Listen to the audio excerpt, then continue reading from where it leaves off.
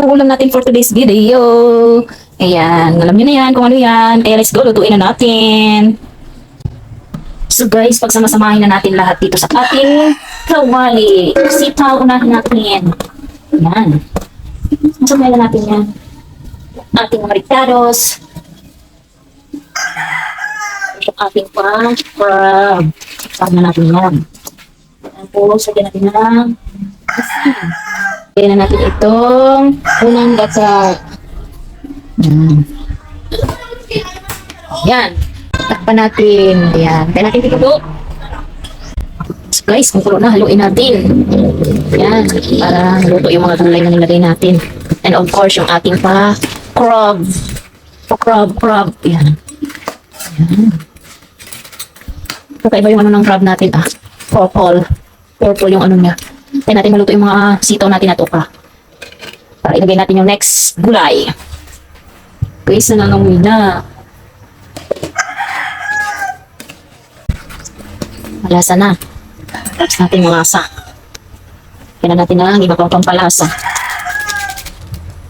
Tapos lagyan na natin guys itong ating kalabasa. Para sa ano lang, pulo lang. Yan din natin ang paminta. Para mas yummy.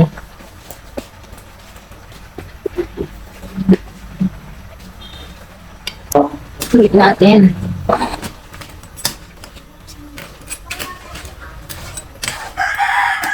Yan.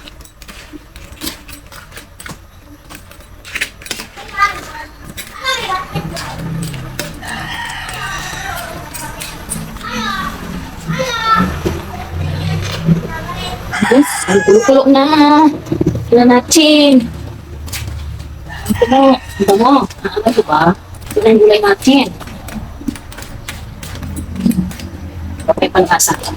Okay, panlasa. Okay na yung lasa niya. Tuyo-tuyo natin para ilagay na natin yung kakanggata. So guys, yung kakanggata. Para talagang creamy ang ating ginataang gulay with natin. Wow, clean talaga guys. Ako, sira ang diet. Pero kahit ito lang okay na. Kahit ito ka na magkanin. Tsaka kaunti lang yung ating kalabasa.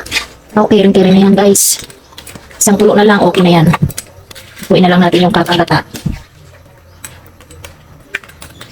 Hindi na natin tatakpan.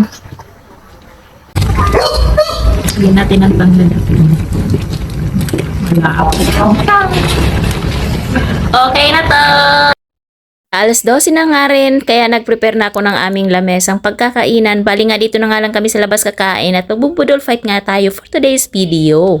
Para less hugasin na rin at marami din naman ang tayong dahon, kaya ito nagkuha na nga rin ako at pinunasan ko na at ito naglagay na nga rin ako ng prutas at yung ating papipino. Ito nga tipiplex ko nga yung ulam natin, o diba? At ayan na nga, nalagyan na nga ng pagkain yung ating lamesa. Of course, before ang ating kainan, picture.